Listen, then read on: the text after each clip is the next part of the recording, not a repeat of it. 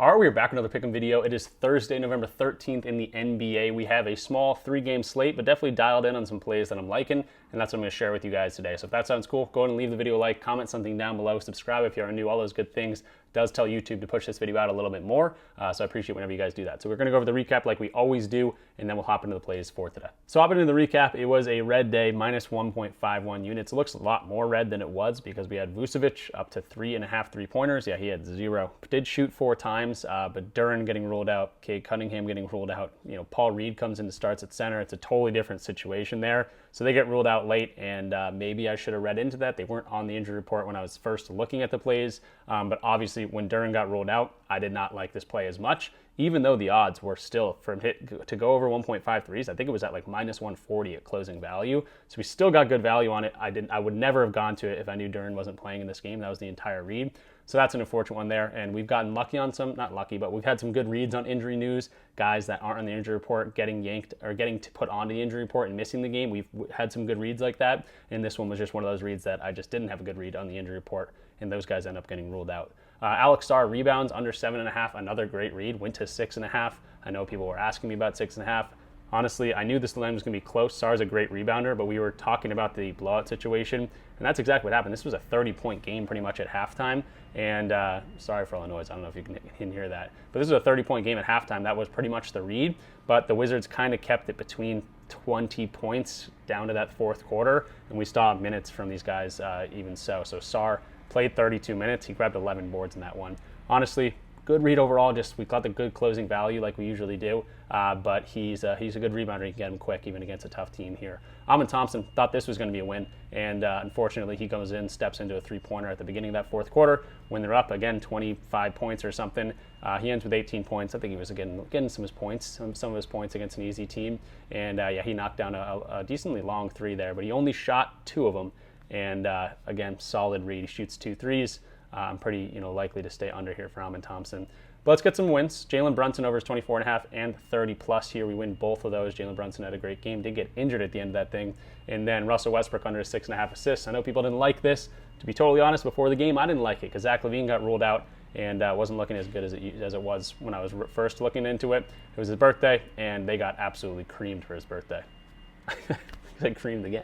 That's crazy. People getting creamed on their birthdays is wild. But yeah, Russell Westbrook under 6.5. He ended with 3. So great read there. So ending with some good, starting with some bad. Looks worse than it was just with all the red, but these are a couple 0.25, 0.1 unit plays. And we only lose 1.5 units. Not the end of the world. We're still up 3.8 units on the entire season, which I love to see. Again, if we're only doing straight bets, you're going to see a slow climb up. Whereas in the Discord community, I usually attack a lot of long shot parlays where I'm getting an edge on all those different legs, and I share those all to you guys. So in the Discord, again, I don't shout this out enough. I'm going to start shouting it up enough. You guys can get into the Discord. I'm pretty much giving this thing away, essentially. 50% off your first month. It's $10 a month at that point. So definitely check us out. We absolutely crushed it yesterday. Also, shout out Pizza Poppy. He's been in here since literally day one. And he also reminded me this thing's almost 3 years old, this Discord is. Shout out him. He's always sending different plays, different bankroll builders. But yeah, I'm always sending the long shot parlays, the 5-mans, the 3-mans, even the 6-mans on things like PrizePicks, Dabble, Underdog, Betr, Sleeper. You're going to get all those different plays from me. And I'll also give you some sportsbook straights. If you ask for them, I'm going to give them to you. 2025 has been awesome. We're up 303 units. I also just posted it here. This is my little moderator spot. We're up 50 units in November now. We had a 90 unit October too. We've just been crushing it since the NBA started. It is my bread and butter. So really, really would love if you guys jumped in there. Again, 50% off your first month in the Discord.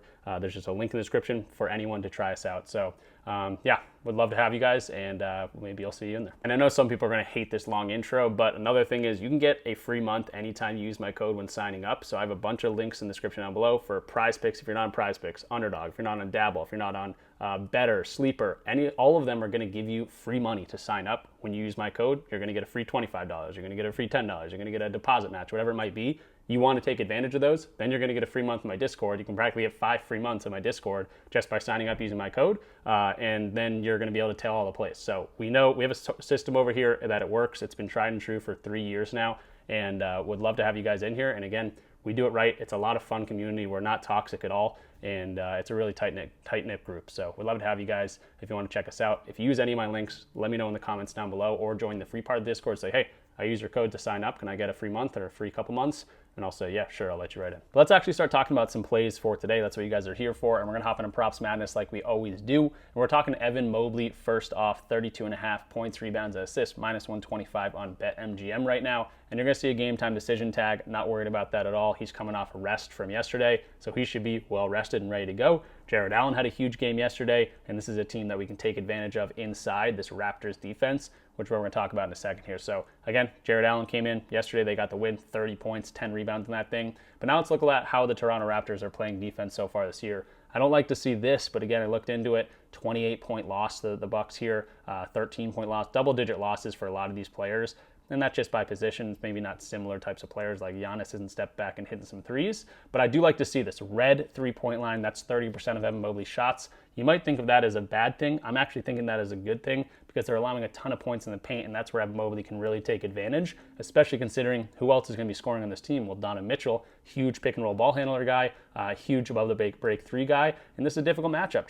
You can see pick-and-roll ball handling, they rank 3. Above the break 3, they rank 2. This is going to be a difficult matchup for Donovan Mitchell to score some points. Now, do I think Donovan Mitchell can still score some points against his team? Absolutely, but why not feed Evan Mobley down low, Jared Allen down low? He's coming off a back-to-back. Evan Mobley's the one that's going to be well rested. I think this is a pretty good spot for him. So we can see Mobley over in 54% of games. He's also one of those guys that he's going to be right around his line typically. It's not a guy that goes well under his line. He's also not a guy typically that crushes his line. So I do like to see this. It should be a nice game to watch in terms of a game we're betting an over because he's going to be right on track throughout the game. And I think there's much more avenue for him to get on the over than on the under here. So again, the Raptors, pretty good matchup for him. You can go on Props Madness and kind of just see the column that they bring down.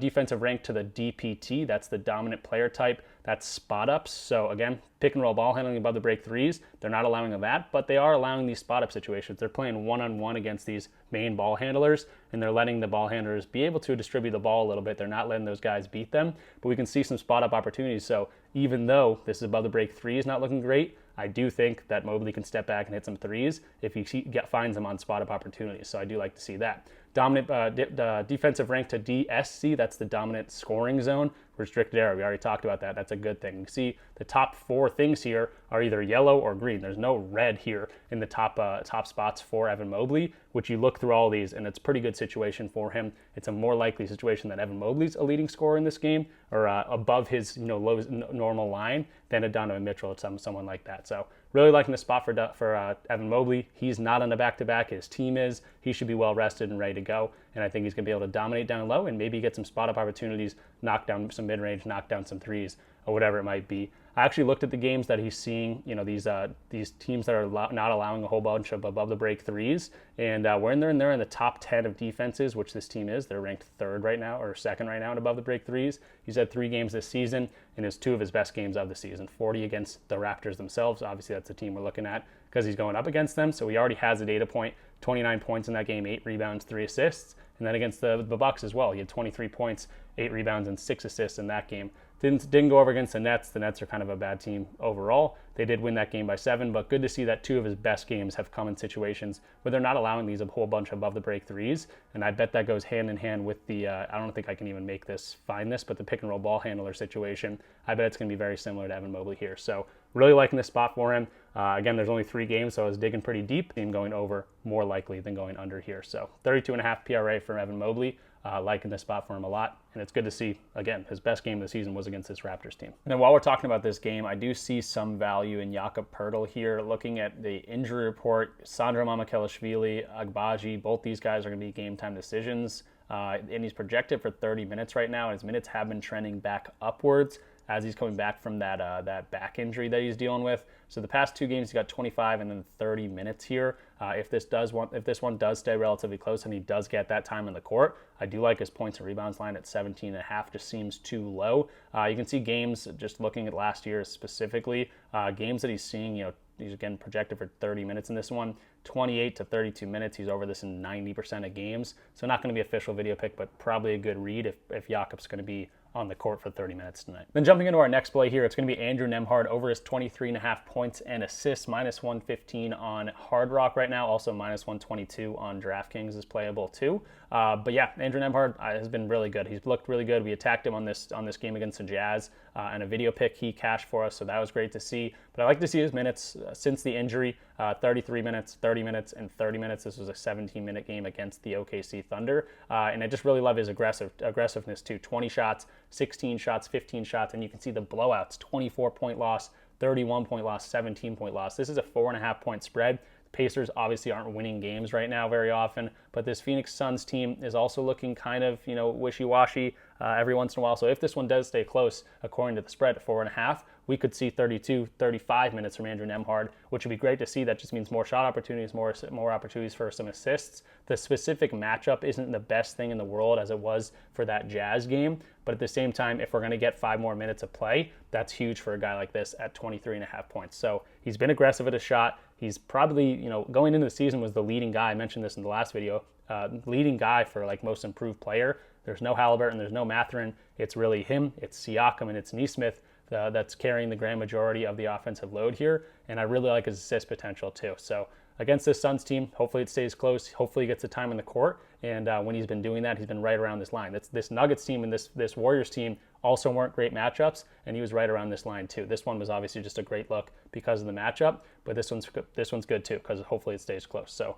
Nembhard going right back to him, 23.5 points and assists. And honestly, I think that's all I got for you guys right now. So yeah, it is only a 3-game slate, so going to keep it to 2.5 plays here. So the Mobley play, 1 unit, the Nembhard play, 1 unit, and then Jakob Poeltl, we talked about him a little bit. If he's going to get the time on the court with potentially some injuries, but also him just coming back from that back injury, I don't mind it at all. 17.5 points and rebounds just with the time on the court, not necessarily the matchup or anything like that. So it's going to be a 0.6 unit play. It's going to do 0.5, and then I was going to do 0.75, so just met in the middle with 0.6. So I got 2.6 units on this slate in terms of the video picks right now. So that's what we got going on for today. Again, if you want access to all my plays, check out the Discord community in the link in the description down below. And of course, check out Props Madness. That was a tool I was using all throughout the video. 25% off your first month there too. But yeah, that'll do it for me. Thanks for watching. I'll see you guys in the next one. Good luck like always, and I'll see you later. Peace out.